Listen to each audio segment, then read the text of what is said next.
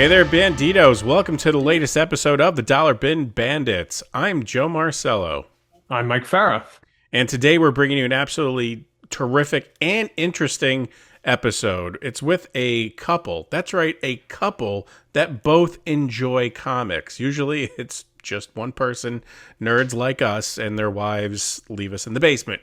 But no, this is a couple, and they both enjoy comics. We're talking to none other than Brad and Lisa Gullickson, the duo behind Comic Book Couples Counseling. Yeah, this couple, I was going to say these guys, have really hit it out of the park in the podcast arena. You most likely know about them. They're kind of one of the big dogs in our world of comics podcasting. They've been doing it for quite a while now. They get some amazing guests.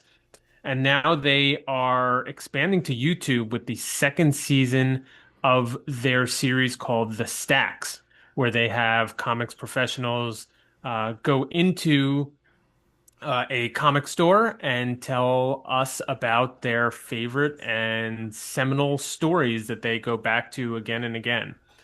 So we like to see it. It's on YouTube. And we're going to get into it about how they, formed the podcast, how they developed the stacks, and everything in between. We kind of go off the rails a little bit here and there, but you love that. So here we go. This is Brad and Lisa Gullickson of the Comic Book Couples Counseling Podcast. Welcome from the Comic Book Couples Counseling Podcast, Brad and Lisa Gullickson. How are you? Hello. Thank you for having us. Thank you for coming on. Very excited to have you. Big fans over here. Thank And Joe, why don't you kick us off? Absolutely. So I think you know what we do. We're going to ask you how you first discovered comics.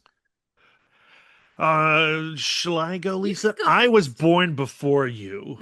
Let's do this chronologically. So I was a Star Wars kid. I don't remember life before Star Wars. I was an 80s kid, so I was like very much at the teat of cartoons. G.I. Joe was my thing. I grew up in San Diego, but my dad retired from the Navy and took us to Virginia. And in Virginia, I discovered Joe Gumbinger's Burke Comics and Used Books. And I went in there and I saw G.I. Joe 103, Larry Hama written, MD Bright illustrated, Storm Shadow crashing through the ceiling. And I was like, I love G.I. Joe. I think I understand what a comic is. I might like this thing. And also, that was when RoboCop 2 was coming out in movie theaters, and Marvel had put out a like prestige format RoboCop 2 adaptation. And I wasn't allowed to see R-rated movies. I was 10. So, hey, Dad, can you buy me this comic of this R-rated movie? And he was like, yeah, whatever. And so those were my two first comic books. And man, they changed my life. And growing up, I didn't read staple comics. I just read comic strips, but we read them religiously in my house. We did a lot of things religious. I was raised religious, but also we read comic strips. And I particularly loved Calvin and Hobbes and Garfield and Big Nate. I even read Kathy. I thought that middle-aged lady was so funny. And then Really? yeah, I really genuinely did. I like Kathy too. She's shopping, clothes don't fit. We were just at some store and we were at Third Eye. Yeah. And they had a big like collection. I was like, today's the day. Is today the day I get the big Kathy collection? I go, I'm not ready. I didn't make that commitment. But then when I was in college, I discovered I had a thing for nerd boys. And there was a comic book shop like right across the street. So I was dating someone who gave me some comics. The relationship with the comics lasted way longer. And then, but he had given me Sandman, Dark Knight, Watchmen, like not like starter comics. Except those are the comics that a lot of those people are start with. It's what you read in college. I'll give that to you. Like those are the ones that someone says, I want to start reading comics. What do you recommend? All of that. Yeah. I want to read comics, but I also want to feel literary. Yes, they're great. I really enjoyed them, but I didn't like. I tried. So I went to the comic book shop at University Mall. It's now under across the street from George Mason University, and I said I want to open a box. It's under new management Yes. now. Yes. Okay, now put the shop on blast. I said, I've been coming in, I've been buying single issues, I'm super curious, I want to make a commitment, I would like to open a box. And they said, I really don't think you like comics enough to open a box. So I never went in again. Those were literal words. Yeah. Yeah. I don't think you like comics enough. So I stopped reading comics and until Brad and I started dating. And so I started reading through his collection, and then I was hooked. Really, not until we got married and we moved in together. Did I make a concerted effort to really get through the collection? Yeah, because she married not just me, but my comic books. That's right. And Was And there it's working out. was there like any prerequisite before getting married? Like, what is in your collection, or can we discuss what it is that you are reading? Like, I think one of the reasons I fell so madly in love with Lisa is because when I told her, oh yeah, I like comics, she was like, oh, that's cool. And I'd never met really anybody that had ever thought that my comic book collection was cool. And, when I showed off some of that comic book collection to Lisa, she was like, oh, this is really neat. And then I was like, okay, well, now we're going to open the floodgate. That was a closet. Welcome to the other room. I like a person with interests. I like an individual with, a lot of enthusiasm. Yeah. So, and then I think you also then from that point on like really fell hard for the medium of stapled comics. Stories. Yeah, I've always loved stories, and I love the idea of something being serialized, and that was why I was going into the comic book store initially, because I was like, you can get like a chapter of a story and then buy it and then go next door to the deli and eat a sandwich over it, and then you finish the story, and then you throw out the sandwich wrapper, and then you throw out the story, and then you move on with your life. That's how I was reading Echo. So yeah. So I love the idea of a serialized story. I romanticized the idea. See, our wives didn't do any of that. Yeah, they're just like, well, it's not drugs, so okay. That was my parents. That's true. That's what took me to prom. We have this sort of more unfortunately traditional I guess relationships with our spouses and their disinterest in our passion. Yeah, maybe that's okay. We have each other. Yeah, no, sometimes they're like, do you want to do drugs? Please? No? Okay. Why not both? Why not both? I mean, now it's a party. So, let me ask you, when you two met, when did you meet, and how long after you met, or maybe even you got married, that the idea, the concept for a podcast? I know we were talking about this before we started recording, that it sort of morphed into what it is now, but when did that idea sort of come about that you wanted to do something in the podcast world? Well, like there's a lot of time between when we met and when the podcast was born. Long gestation period. Lisa's might not even be aware of this, but we are 3 days away from the 20th anniversary of meeting. We met on February 5th, 2006. When I applied for Barnes & Noble in Reston, Virginia, and she was already working at that Barnes & Noble. I met her at the customer service desk. I remember that day. She does not remember that day. I do not. Though in my defense, he did have mutton chops at the time, which is the facial hair that makes you invisible to women. So, and I also slicked back my hair and had like a hard helmet of lines. And he had aviator glasses that weren't cool. Yeah, that's all true. I looked very different. And then she changed me, and then I was like, oh, that's what I'm supposed to look like. I'll just do what you say. And then I think 2 years after meeting, we finally started dating. And then 2 years after that, we got married.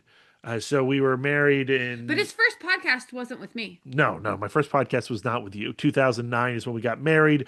2011, I launched a blog called In the Mouth of Dorkness with my buddy Matt Constantine.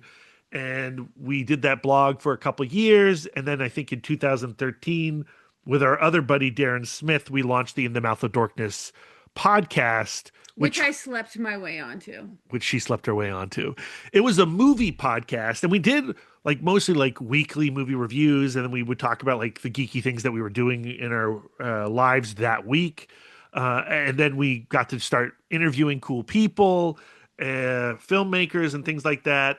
And then, like that was a podcast that grew to like 5 people. And you guys might know this. When you have many people in a podcast, that's a lot of different perspectives, a lot of different ideas, a lot of different schedules. A lot of different schedules. Yeah. And In the Mouth of Darkness eventually faded away. Although I like to think that it also lives on community television, Prince George's Community Television, the B&B show, which I co-host with my In the Mouth of Darkness co-host, Brian Young. That's another plug. But anyway, at some point, Lisa and I wanted our own baby. And we were never going to have human baby. We were never going to have human babies. I was going to say, like, I think you're going about this gross. the wrong way. That's not how babies are made. Love each other very much. And so we wanted our own baby, non-human baby, podcast baby. And Lisa had the idea for Comic Book Couples Counseling, and she had the idea for about a year before we actually like pulled the trigger on it. Yeah. And so let me ask you about that original idea. I mean, was the couples angle and the couples counseling angle always part of like the plan, or did it go through some gestational period where it changed a little bit here and there? So our original format of the show was we would take a couple in comics, so like Scott Summers and Jean Grey. And then we would take a self-help book, like the 5 Love Languages, and we would read like 4 arcs of X-Men, and we would read the self-help book, and we would apply the self-help book to the comic book couple. And we would cover like one couple over like 4 episodes. That was the original concept of the show. And I freaking loved that format. It's still a good format. It's a great format. And if we had all of the time in the world, we would do 2 shows. Yeah, we did that for about... so labor intensive. It's extremely labor intensive. We did that about 3 years, and we were having pretty good success with it. But to the point where people were interested in the show and wanted to come on the show. And then it just evolved into a different kind of thing where I think it's still about comics and counseling, but the comics are counseling us. We get a creator on, we talk about what they're creating, and then we really are thematically forward in our podcast. We're not so much process forward. It's more about like looking into this comic and finding ourselves within it. Yeah, we take the themes and we try to glean lessons out of them that we can apply to ourselves, apply to our relationship. Yeah, and we do that by also now dragging the creator through that process, whether they like it or not. Interesting. What is your favorite part about making your show? Oh, man. I mean, there are so many parts, and I like all the parts for different reasons. I think at the end of the day, though, my favorite thing about doing it is having the conversation with Lisa. And like, and it's not. I don't know why that surprised me. Like, I don't know. My company. I like not just having the interview portion and then the introduction and the outro and the analysis of that conversation that we do every week. But I like how, like today, for example, we've been talking about Beneath the Trees Where Nobody Sees Rite of Spring, because we're going to be talking to Patrick Horvath about everything, because we just read the 6th issue. We're going to have a full spoilers conversation. And throughout today, off mic, Lisa and I are just talking about Patrick Horvath and Beneath the Trees. And I love that. I love being in the car as we're driving around talking about this serial killer bear and what it means about our lives. Mm-hmm. It's genuinely like the conversations that we had we have on the podcast. Like comic book couples counseling started as like a cheeky idea, but like having a format in which we can kind of reevaluate our values through stories and actually talk about what's important to us, what's meaningful to us, like how we want to live our lives, what we would do in certain crisis situations. Like, it really has enriched our relationship. Yeah, I mean, and it's keeping me alive. Yeah. Like, it's getting me through some of these incredibly dark moments, lockdown, the pandemic, politics, everything going on in Minneapolis. Like, how do I make sense of all that stuff? We're making sense of all that stuff through stories and our relationship with stories and through this podcast. Did the podcast, it's great that, it was able to make you have those conversations with one another and conversations in a different way. Did you find it hard to have those conversations prior? And this really kind of brought it out. And I don't mean to get too like, Dr. Phil, but I was just, if you check out my Monfon Bond service, you can, anyway. It's really unique, perspective, because you don't see couples, having a podcast. I mean, you do, they're out there, but certainly not about comics. And making that connection between comics and, relationship issues matters, things like that, and having that discussion. I would say that we didn't have the vocabulary to talk about our relationship and talk about what we believe like we have now. Like I've always been a therapized person, and I've always been interested in self-help and self-discovery, and Brad was very like resistant to that. Like I have a rebel tendency. When you ask me to do something or you suggest a new idea or you're excited about something, my initial reaction in my genetic code is no. And the podcast, I think, has helped me recognize that I'm a rebel and that my go-to neutral mode is no, and has helped me embrace yes. And since I've embraced yes, like, our lives is like really opened up. My life has certainly opened up. Yeah. Mm-hmm. Yeah. Like and the podcast gave me that language, and the conversations that we had. I mean, we shape each other, but I feel like I'm a much better person now than I was 20 years ago. Yeah. Yeah. Or 7 years ago when we started the podcast. Yeah. I also think like I held some of those things kind of sacred too, in a way where I wasn't skeptical enough about some of those systems. And I was super skeptical. And like I did have like kind of a falling out of love with the self-help book industry, whereas like because I was presenting the self-help books in this deeper level, sometimes like, oh gosh, when you really think about that, that's really terrible. I mean, from our very first episode, when we took Gary Chapman's The 5 Love Languages and applied it to Scott Summers and Jean Grey, we were like, there's a lot of problematic stuff in this 5 Love Languages. Not a good dude, I don't think. And yet the 5 Love Languages is still like a version of that we have radically changed to fit who we are, exists in our vocabulary today. Yeah. And that is probably the most referenced self-help book on the podcast. Oh, 100%. Because like every outro makes reference to the 5 love languages. Yeah. But we started taking kind of a cafeteria approach to self-help kind of stuff, where it's just like, oh, we're going to take what we feel like we can apply to us or applies to the comics and then just leave the rest. And then before you knew it, we had like a pretty good system. Like, I haven't read a self-help book in years. I hope nobody's disappointed in me. But to the I've original, never read one. You can write a self-help book on how you quit self-help books. I think the thesis of our show is that the comic books are the self-help books, right?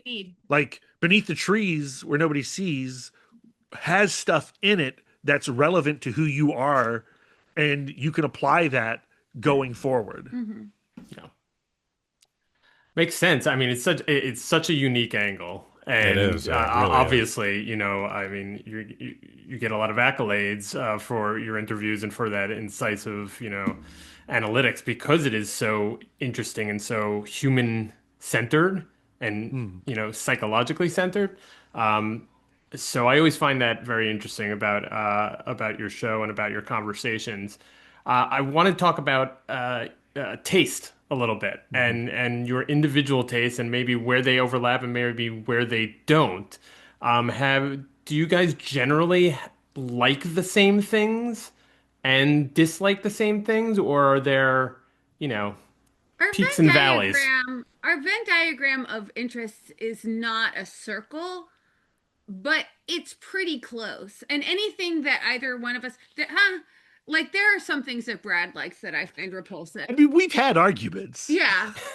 I mean, I don't I don't like believe it. Preacher. Like Lisa can't stand I Preacher. have no patience for it. And like Preacher's one of the greatest comics of all time. Yeah. But I Yeah, also Preacher. recognize why Lisa might not like Preacher. Yeah.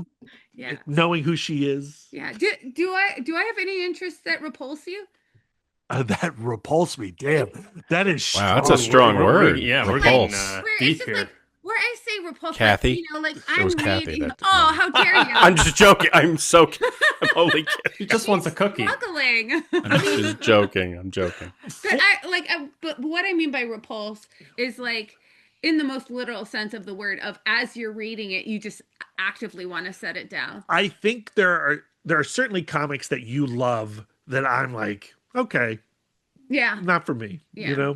and for the longest time, like strips, I grew up like actively running away from comic strips. They just did not interest me at all because they were not comic books, the real art. I was that guy.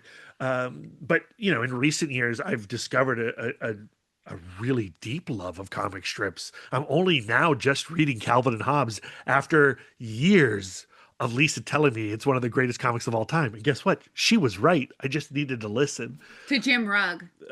Well, Jim Rugg told me to read Calvin and Hobbes. And then I did. I was like, my wife's been saying I should read Calvin and Hobbes. But now that you've said it, Jim Rugg, Right. I'm going to. I need independent verification.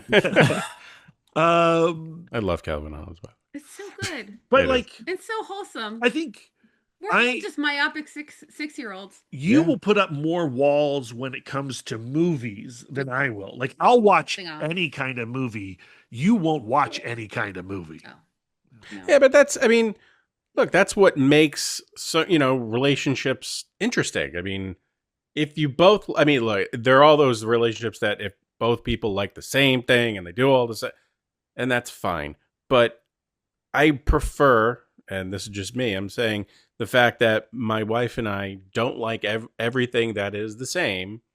We can have those conversations where she is trying to convince me to do or like this particular thing because whatever, and I'm going on about how Blackest Night is my favorite comic book storyline ever, and I good. need to justify the fact that I am buying it yet in another medium. You got to. And and she's like, whatever.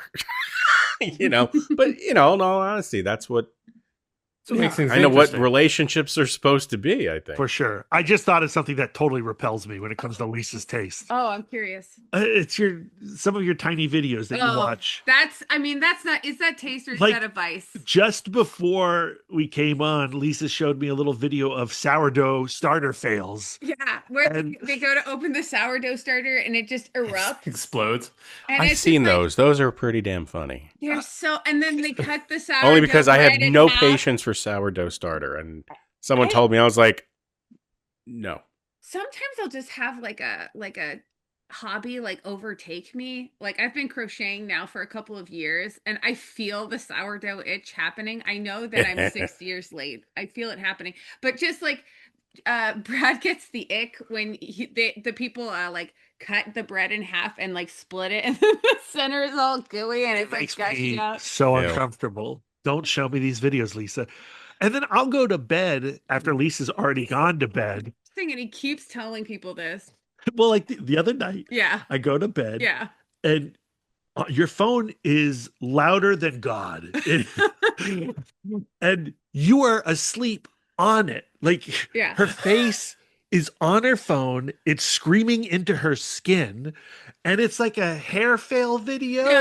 No, it What wasn't. It could be a hair fail video. On that day, it wasn't. what I was just it? like a hair fail. What was it? What was it the other night? It was so I used to fall asleep going to Oh to yeah. true crime, Nice. and that was like it's great to fall asleep to because it's fascinating enough.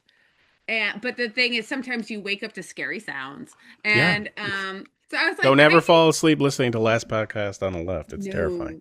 no, so like so I needed something that was true crimey but like lower stakes. And so I found this woman in New Zealand who does videos where she talks about she deep dives into internet lore and gossip and scandals. And so that's what I fell Like she'll asleep break to. down like Hobby Lobby and things like that. Yeah. And Oh, that's a different one, but yeah, yeah, you're whatever, right. all that It's stuff. not It's the important accent. or interesting to you, It's- or definitely Brad. It's not. It's not interesting. His name is Briar Chat, and I couldn't sleep without her. Yeah. And so I had to pull the phone from underneath her head to shut it off so I could sleep.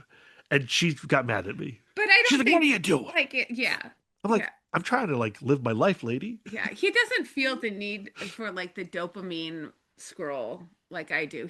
I mean, he does social media, but Yeah, I fall asleep watching, Netflix or Prime or, something normal. yeah. Do you, if you don't mind me The asking, do you guys traditional have, way of falling asleep. do you guys have human kids? No, No. Okay, because have a then pet snake. you would just fall asleep No. We're out of exhaustion. yeah. No, we're revved up for life. It's impossible to fall asleep. We're so excited to be so child free. Oh, I gotta look. We've been talking only a few minutes, and you guys are a blast to talk to. I love Oh, your thank energy and just the fact that you guys are just so, I don't know, just excited to talk about everything. I That's wanna a hang out. fact. I would I mean, love to I hang love out to with you talk. guys. So Yeah. Oh, thank you. So about the podcast, because that's why we're here. Mm. Bring it back, Joe. Let's bring it. back. I'm going to bring it in. Come on. How do you guys choose the creators that you bring on the show? It happens in a variety of ways now. I mean, we're being pitched people all the time. So, publicists and creators come to us. Our emails are constantly being flooded. And so we sift through that. But there's also like creators like, that we're hunting, like Ed Brubaker. Come on. Yeah. Come on, man. Sean's been on the show. Like, why aren't you on the show? There's those white whales, Mike Mignola, and Yeah. I'm constantly emailing and slipping into DMs and Raina Telgemeier. Raina Telgemeier. I mean, that would be I would love that. Dave Pilkey, let's go. Yeah. These are we guys these have are the same overlap with us almost completely. Yeah. Like Yeah. we're hunting the same people. Yeah. And Jim Lee, like he's in some Jim who? Yeah. He's in some tower somewhere. He's in his ranch, Freaking hack. and it's like fortified and like no internet signals in there. I don't think. How do I get in there? Yeah, you have to basically like Mission Impossible style drop in from the ceiling. Right. You're like, man. Jim, I have a microphone. Let's do it. Yeah, let's go. But yeah, I mean, like Lisa and I love comics, and if you're making comics, if you're excited about comics, if you're tangentially connected to comics, we want to talk to you. It's not really a matter of like, oh, who's going to be on the show next week? I mean, there's so many good comics out there right now. There's so many great comic book creators doing incredible things. It's really easy to fill the show. The challenge is not overscheduling yourself. Right. I'm like, how do we keep doing 2 interviews a week for a weekly podcast? Like, how does that happen? How does that happen, Mike? It just It happens. just happened. It's the perpetual motion machine. Yeah.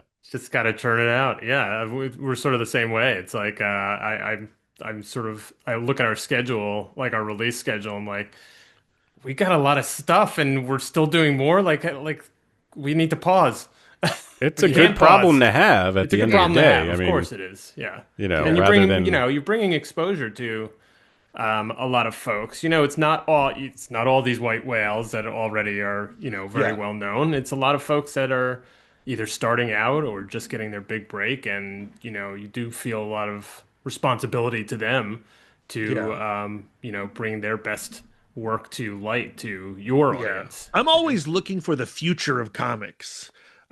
Chris Condon recently said about Jesse Lonergan when he read Drome, he saw the future of comics. And that like clicked in my head. And I was like, oh, yeah, Jesse Lonergan's the future of comics. Dave Chisholm's the future of comics.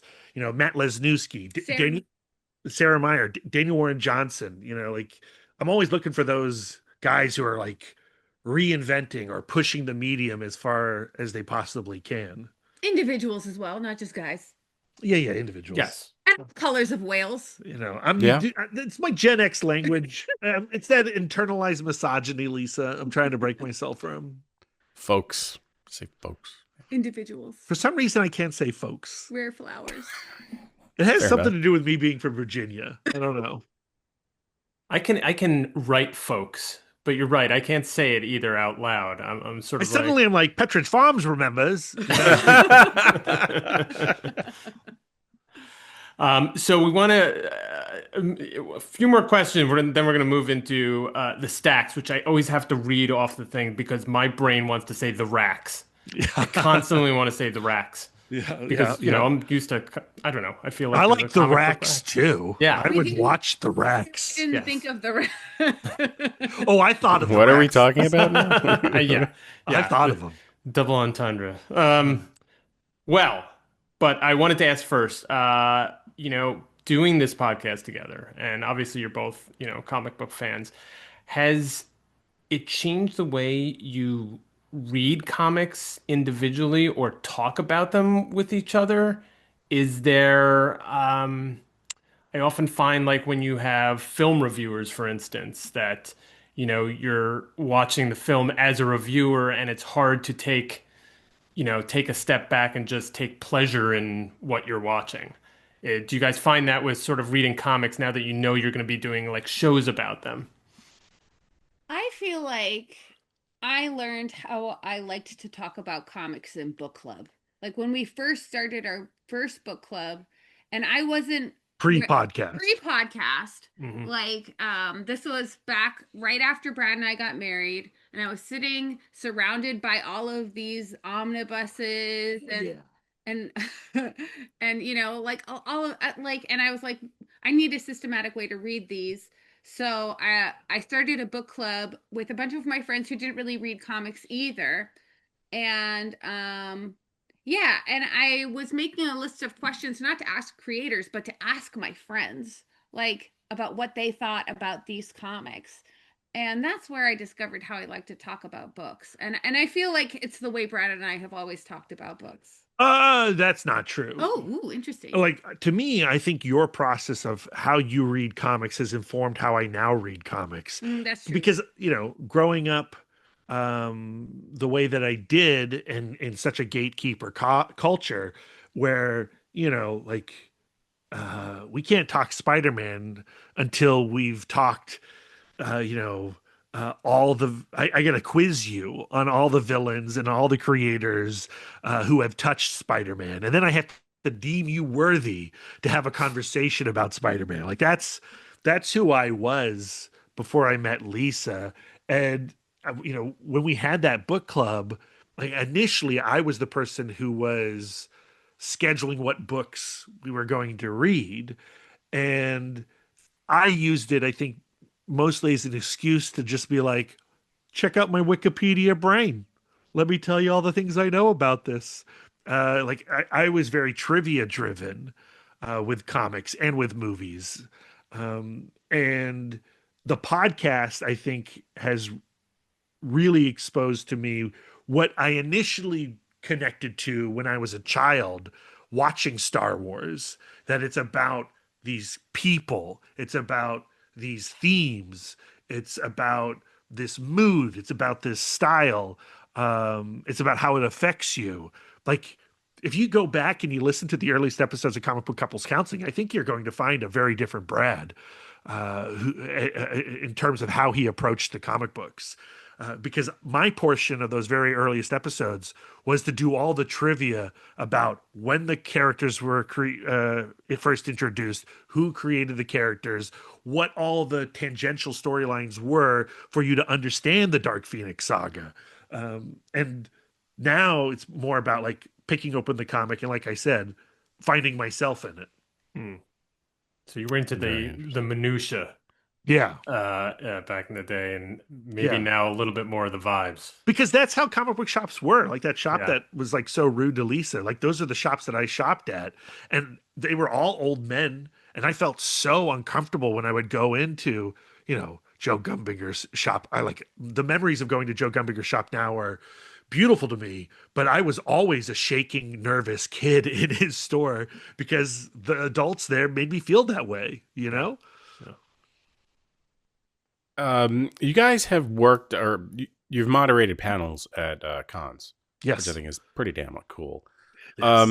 What kind of prep goes into that? And, what makes it, or how is it different than kind of preparing for, your podcast? Lisa, you got to answer this. It depends on the panel. Like we've done some panels where there have been 16 panelists and 33 slides and 45 minutes and 15 minutes has to be devoted to this, and you have to plug this 17 times and you have to make sure that everybody knows it, do the QR code and all of that stuff. Like I find like panels can have much more moving parts. That being said, like I think your process doesn't differ from panel to panel, no matter what the panel is. Yeah. You want to prepare. Yeah. I mean, I definitely want to, like, I don't want to have to think in front of people. You want to have a script. Lisa has a script. We have a script in front of us at the panels. Yeah. And we can veer from that script, and we have to veer from that script. But, my strategy, and this is, this is the strategy I had before the podcast too, is I can wing things. Yeah. Like I can go into an interview and I don't need to think up any questions in my mind. I probably should have always done this, but I was like, I know comics. I can talk to anybody about anything and I don't need to do any prep. That was my initial approach. And Lisa's the exact opposite. She needs to do all the research. She needs to have all of her questions. And Comic Book Couples Counseling is the summation of those two approaches. Yeah. I definitely, like, Brad does all of his thinking on the outside and I do all of my thinking on the inside. So like if I'm in front of people, I have to do all of my thinking beforehand. Yeah. And so, whether we're hosting a panel, partaking in a panel, the day before or the morning before, we're in our hotel room writing up some type of script that we can then reference on the day in the moment. Yeah. We're on the podcast. I used to be like that for every single interview, but I've really loosened up. I've gained confidence, but I still do more than Brad does. I'm still the hardest working person on our podcast in that way. In that way specifically. He does all of the editing. So in terms of like hours, he puts in more hours than me.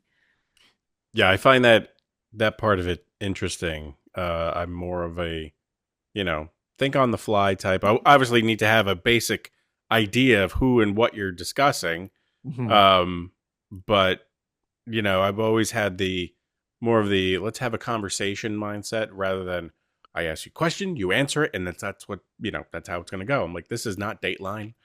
So, like let's talk. Let's hang out. I have a lot of recall anxiety. Like when it comes to like pulling names or listing things, like I have a tendency to freeze and stuff. You like proper nouns. Yeah. Lock Lisa up. Oh, names I stink at. And, I'm like, you remember the guy we interviewed who wrote a comic? You remember that? Yeah, he was cool. His name was Alan Moore, Joe. Right. Yes. He was so happy, as I recall. I don't know what everyone was talking about. He smiled the whole time. Just can't tell by the beard. No, you can't. I mean, all his emotions are just withdrawn and hidden. Which do you prefer? Well, I think I kind of know this, but do you enjoy that cons, like doing that work? Because it sounds like a nightmare. We love it. I love cons, but I am a nightmare before it's over. And, like, the biggest fight in recent memory was the result of me overscheduling and me telling Lisa not to worry about it. Like, Don't worry about it. It's gonna be fine. What just do you mean? just forget it. Be quiet. Don't worry about it. I don't think I said be quiet, but I was like, don't worry about it. And there we are, San Diego Comic-Con preview night. We're standing in front of Jason Aaron and we're just shouting at each other. Yeah. Because I had overscheduled and we had some like pretty big panels that we needed to moderate. And including the Fantagraphics panel with Maria Bamford, on top of being a big comic book nerd, and music nerd and crochet nerd. I am a big stand-up comedy nerd, and so Maria Bamford is not just like one of my favorite comics, she's one of my all-time favorite people. And I couldn't impress upon him enough that I would want to prepare for that. And I was like, well, you can't prepare for that because we got this Mark Waid interview, then Marika Tamaki interview, and then Tom King interview, and then Joshua Williamson interview, and then the panel. And we can get it all done. Yeah. And so when I told him that we couldn't do it all and also be con attendees and do all of the things that we do for fun, he goes like, well, I might as well just go home. I want to go home right now. Real tantrum behavior.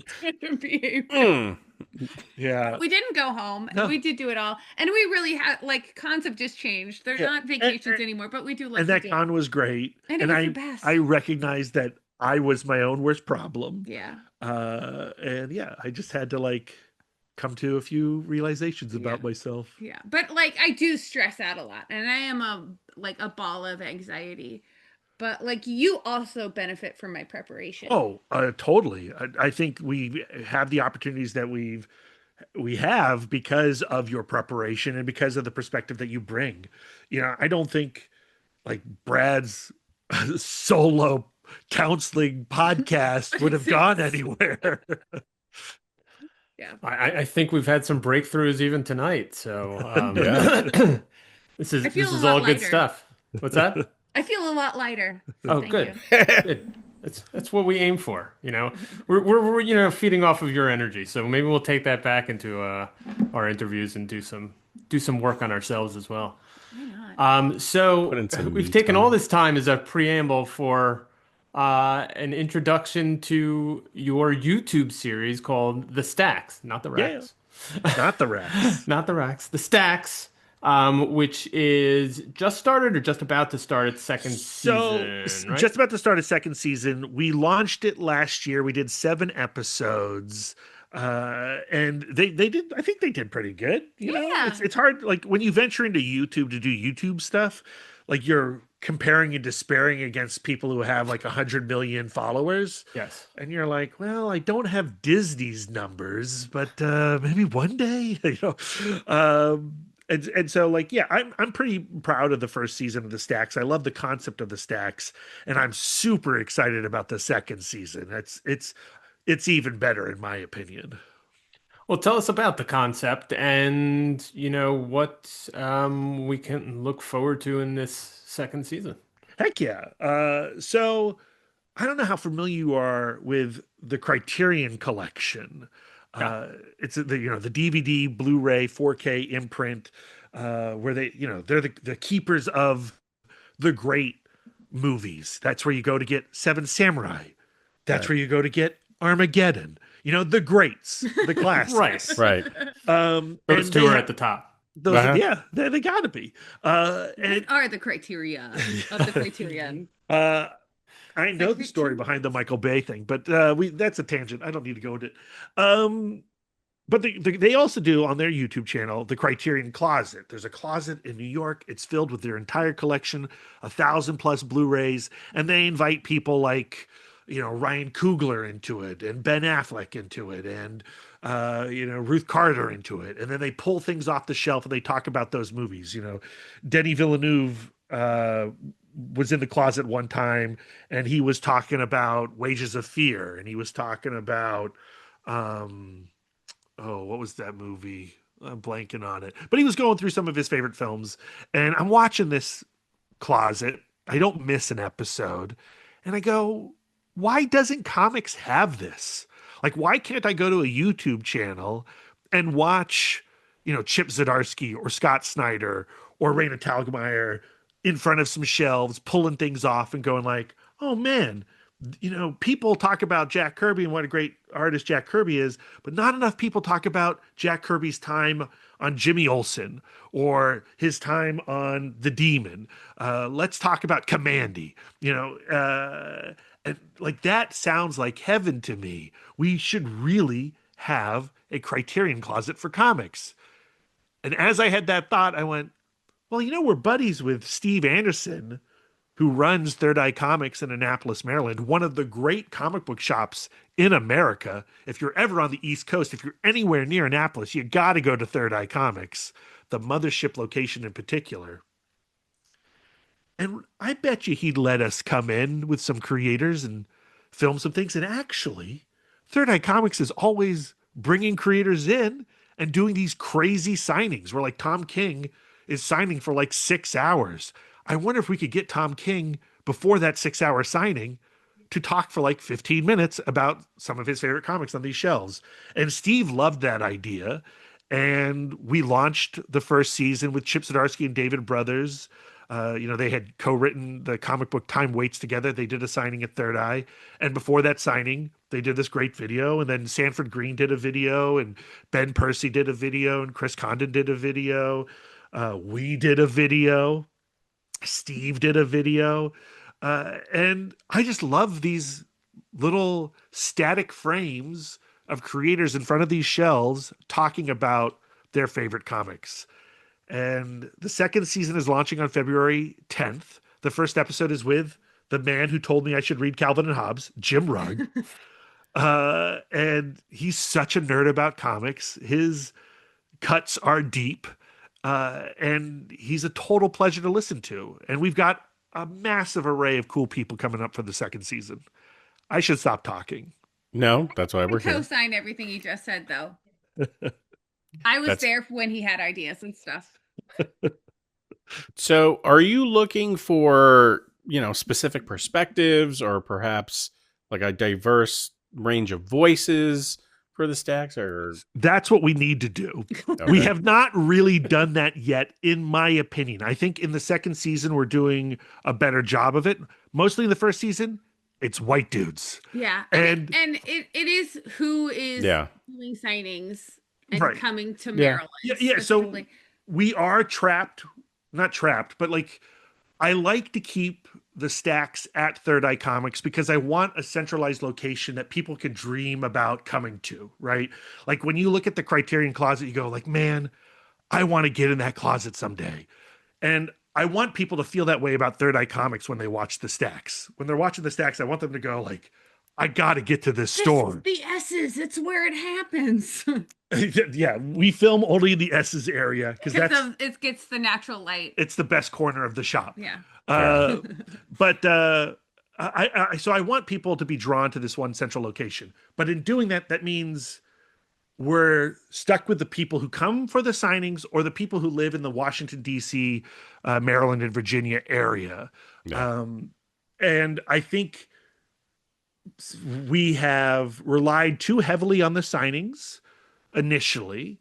And so now we're trying to invite people to come on down and get a little more varied perspectives. Because when you have a bunch of white dudes talking about their favorite comics, you hear about Preacher a lot. Yeah. You hear about Darwin Cook a lot. Swamp Thing. You hear about Swamp Thing a lot. You hear about Ed Brubaker a lot. And so we need some variety. Yeah.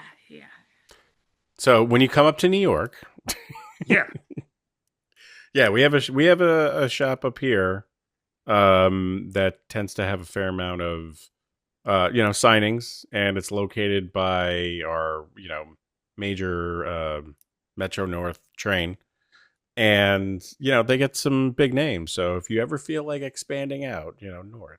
We're going to experiment with season 2. It's still going to be primarily shot at Third Eye Comics. We are going to have our first episode outside of Third Eye Comics. We're going across the pond to England, to Chester, England, to Secret Identity Comics.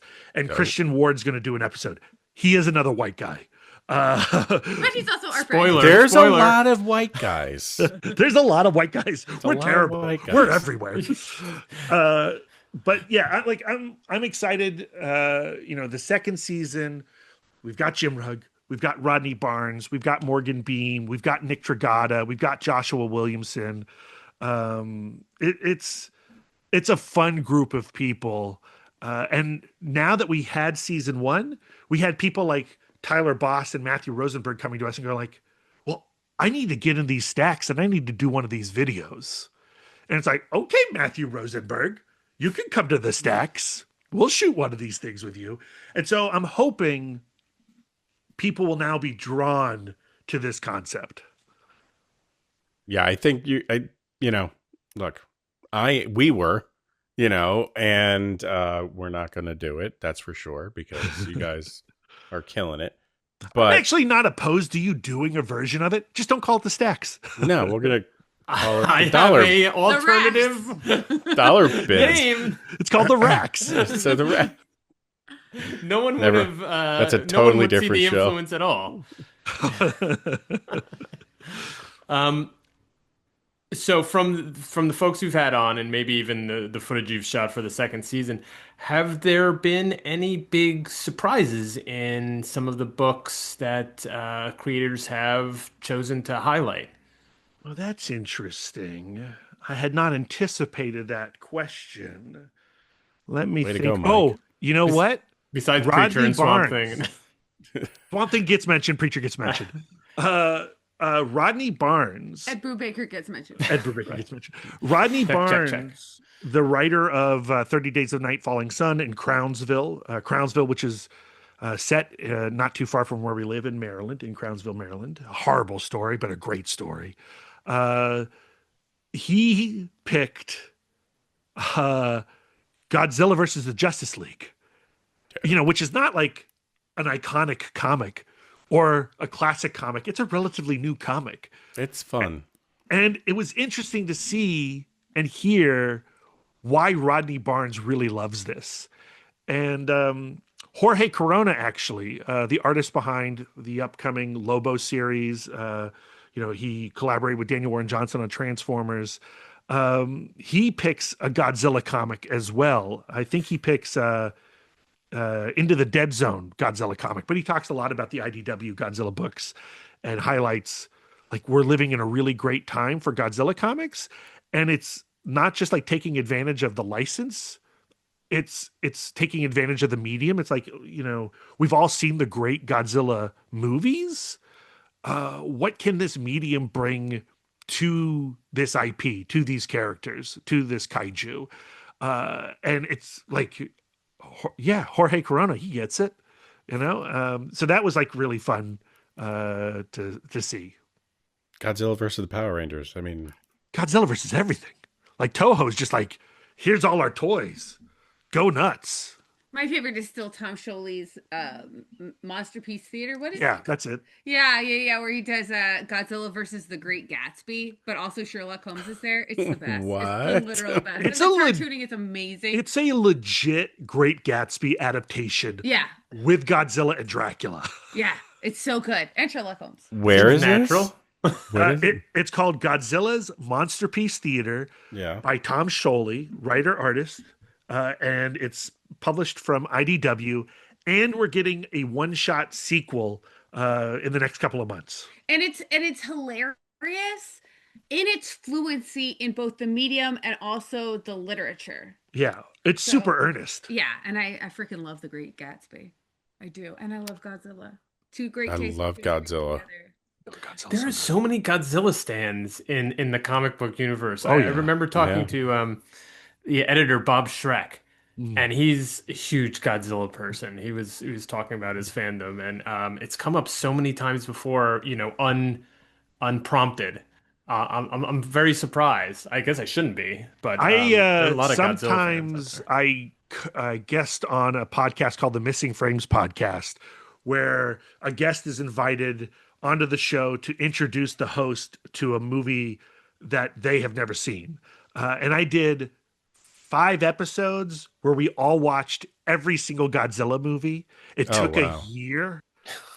and it changed me. Like it reworked my DNA. Kind of like some kind of like Atomic nuclear. blast. What was your favorite Godzilla movie? My favorite Godzilla movie is Godzilla versus Hedorah, however you want to say it. I also think of it as the smog monster. Okay. That is the 60s Godzilla. Like it is a silly, silly, silly Godzilla, but I love the vibe of it. I love the style of it. And I think Godzilla just going to town on that thing and just ripping it apart at the end is really satisfying. My favorite is the OG. Well, I mean, like, okay, Fair enough. I agree. Like, that's probably the best because one. it's the goodest one. That's The the right goodest. answer, Lisa. I like that. Mine is Godzilla. Well, depending on which version you watch, Yeah. Godzilla 1984. Oh, okay. Yeah. And that was, I remember seeing that in the theater with my father as a kid. And I had watched all the Godzillas, you know, like on our local TV station.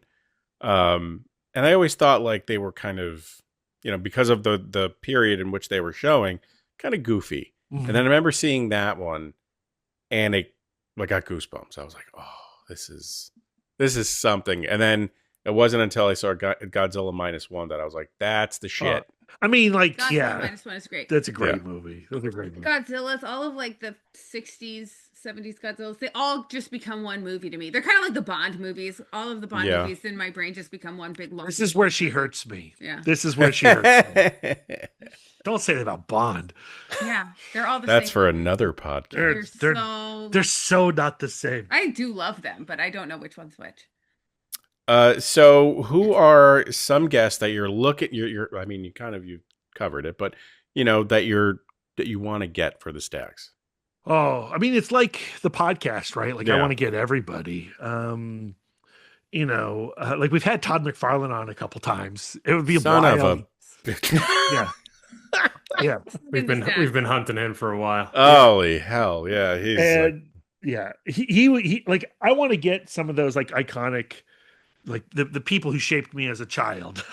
I see them, but I like again. I want to like find the future of comics. We just had a conversation with Stephanie Williams about Street Sharks of all things, and I would love to have Stephanie Williams at Third Eye Comics going through the shelves. Deb Aoki, who That would be a good one. does the manga splaining podcast, like I would love to have her going over all the books that she loves. Yeah. I have a question as we're sort of coming to a close that I have not asked of other podcasters or YouTubers, and that is, what is your favorite non-comics podcast or YouTube show? Oh, easy for me. I've been listening to the Filmcast, formerly the Slash Filmcast, for like 15 years, 20 years. I've met David Chen once. I managed to get David Chen on In the Mouth of Darkness one time. I thought we were going to become best friends. We didn't. It's not his fault. It's my fault. But every week I listen to the Filmcast. I feel like they're my friends. And I'm always looking forward to hearing what they have to say about the latest release, or, you know, like when Devindra Hardawar talks about like the OLED TVs, when he does like a little tech breakdown. Like I'm always like, oh yeah, they're talking OLED TVs. I've been waiting for this. I love the Filmcast. I mostly listen to comedy podcasts. I really love the good one with Mike Birbiglia. I've kind of fallen off podcasts a little bit because I've been on a Taylor Swift hyper focus, so I've been listening to a lot of Taylor Swift. I'm also doing a Twilight re-listen, so that is and reread, so that's taking a lot of my podcast time. I do love true crime podcasts. A Noble is a good one if you haven't. Oh man, yeah, we love true crime podcasts. If you want a wild true crime story that I listened to recently, it's called Sea of Lies, and that was so good. Set in England, and the town that my mom is from, Dover, the Midlands. Like the crime happens near there, and Yeah, it The goes. last one in Ravels is insane. Yeah, it gets a little globe hoppy. It's a lot of fun, but also terrible But because it's a it's a true crime crime. If and you like, awful things happen in it. if you like Twilight I and you do. listen to podcasts, there's one of the ones I listen to is Bad Movies Rule, Mm-hmm. and they listen to all kinds of they discuss all kinds of movies, mainly like the cheeseball movies that we've grown up with, and they discuss them and poke fun at them, but in a very lighthearted, somewhat friendly way. Versus some others that just kind of crap on everything. They're currently doing Eclipse, Oh, nice. I'm so not. they I'm not a Twilight films. I'm strictly books, but I appreciate your expectation. Lisa dragged me to the first Twilight, and then she took me to the second Twilight. She's like, I don't need to see any more of these. And I was like, no, Like so embarrassing. Lisa, we're going to see every single one of these Twilight movies because you made me see the first two, and now I got to see all of them. I love I'm a them. completist. I know that they're terrible books, and I know that they're wrong. As I'm reading them, I screen cap the things that I find particularly egregious, particularly dealing with the momentous age gap between Edward and Bella, and yet I can't stop But reading them you're also annually. working on a project, and Yeah. we don't need to talk about it. Yeah. But it relates to how you react to Twilight. Yeah. And so it's feeding another creative outlet. Yeah. Like So it's not like you're it's just so reading sad. Twilight It over and makes over me again. think I can do things. So There's a broader like goal in Yeah. this. Yeah. That yeah. At least that's what we tell ourselves, right? No. Yeah, that's a fact. fallen behind on my word count, and I go like, I have to go back to working on that thing, because if I don't, I'm just rereading Twilight. Since we're confessing things, Yeah. I mean, the thing that we're really obsessed with in this moment when we're not doing comics and podcasting is a rewatch of US Traders on Peacock. You guys watch Traders? I know traders. yeah, And I love I Al. don't know. It's Yeah, Alan Cumming, right? Right. Yeah. Yeah. I love him, but And I so- don't think I've seen it. The fourth So you can- season is on right now. I think we're 7 episodes in, and we're having such a good time. We can't wait between episodes. So we've decided to rewatch the previous 3 seasons, and we've already rewatched season 1 and season 2, and now we're on season 3. And Carolyn's driving me crazy. She's the worst. I love the Traders. There's something about that show that speaks to, what is it? Are human failing to not recognize that we cannot tell what another person's thinking to save our lives? When you say like, oh, my gut is telling me this, Your gut has shit for brains. it's got shit for brains. Never trust your gut. Never trust your gut. When you say like this person has a bad aura, they probably have social anxiety and you're an a-hole. What Joe was saying made me think of How Did This Get Made? I don't know if you We guys love have How heard- Did yeah. This Get Made? And I listened to that, and I've been listening to that for like 15, 20 years. Oh, That is yeah. actual like where our Venn diagram comes together. Yeah. We both love that show. I love Jason Mantzoukas. I will Did you watch him on or listen to him Taskmasters? anything. The what? Did you watch him on Taskmasters? No. What a treat for you! You He's should- on the Okay. British. He competed on the British television show Taskmasters. It's available. I think and it's in Taskmaster, isn't What am I it? saying? You're saying it with you're pluralizing it. Oh, aren't they all? I guess it's there can only be one Taskmaster. But now I could be the asshole and I could be wrong. But anyway, they're all available on YouTube. We'll put it in the can show watch notes them. and put a big disclaimer as to who's right over this video. when we, Mantzoukas is somebody, and Sheer is somebody I'd love to get on the We would love podcast. to have them on the podcast and in the stacks. Yeah. I would love to have them as well. So as we now do really come to a close, what can fans look forward to from the stacks? I guess we already kind of asked you that. You gave us some of the creators that are coming up there, but of the show in general, any new, interesting, different plans for 2026 that you can tease out? Yeah, I really want to encourage people to help spread the word about the stacks because it's such a new thing. like every week on our show, I'd like beg every listener, hey guys, if you're all listening to the Stacks, right? If you're all listening here or watching the Stacks would be blowing up. Please watch the Stacks, share the Stacks, smash that subscribe button. Lisa loves it when I say that. Hit the little bell icon, all that stuff. Yeah.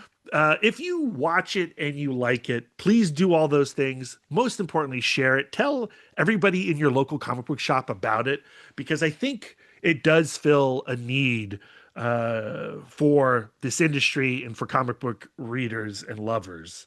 So do that. On the podcast side of things, depending on when this dropped, it's February or March. We've got a full spoilers conversation with Patrick Horvath talking about Beneath the Trees Where Nobody Sees. We have a conversation with Tom King talking about Wonder Woman coming up. We've got Phil Hester on the show finally. I love Phil Hester. Who knew that when we had Phil Hester on the show that we'd be talking about a Quiet Place comic book? He certainly didn't. Yep. We didn't.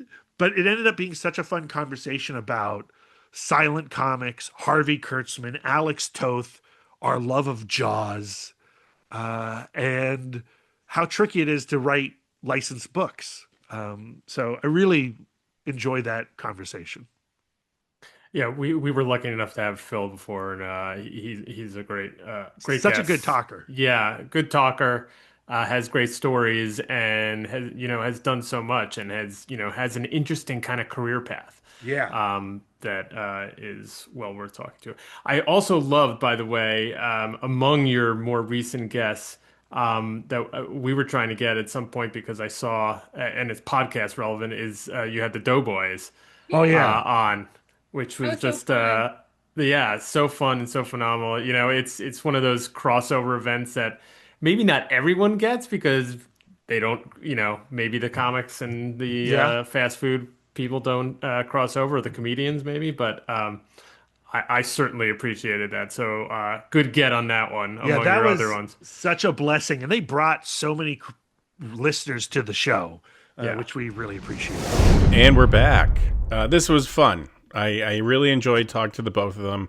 Not often do you get to see a couple who are so into comics the way they are and podcasting, and it really seems like it's brought them together. I mean, it looks like it's both fun and therapeutic at the same time. And, it's a real fresh take on, I think, both mediums, comics and podcasting. So it's a marriage made in heaven, pun intended. I love talking to Brad and Lisa. We probably could have gone hours more. We'll have to do another jam sesh soon with them. But we wish them all the luck in the world as they continue to podcast, as they continue to have guests on the Stacks. And hopefully you are listening to both of our shows. As we say in the episode, it's not an either or proposition. Listen to as many of these as you like. It's a small community. And we all love to promote comics as a medium and something we all love. Anyway, that'll do it for this episode and this week of Dollar Bin Bandits episodes. Thank you for listening. Thank you for viewing. Thank you for rating, reviewing, subscribing. Thank you for going to Believe Network to check out all of their shows, including this one. Thank you for going to our Patreon and supporting us there. And just thank you for being there for us.